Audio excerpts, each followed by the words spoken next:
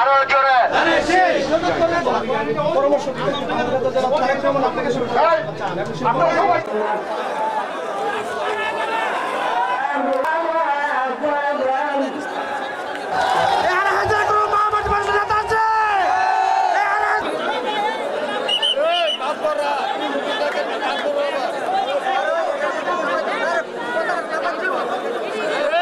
সেই নির্দেশনার বাস্তবায়নের প্রথম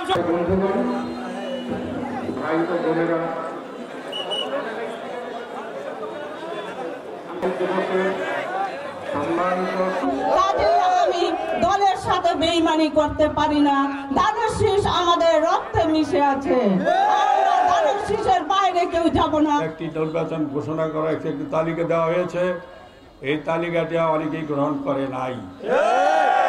আমরা ২২০২ গ্রহণ করি নাই। আমরা শুধু মানুষের স্বপ্ন, যেভাবে পরিবর্তিত পরিস্থিতিতে মানুষ স্বপ্ন দেখে জনাব তারেক রহমানের চোখে, আমরা শুধু চাই সেই স্বপ্ন বাস্তবায়ন করতে।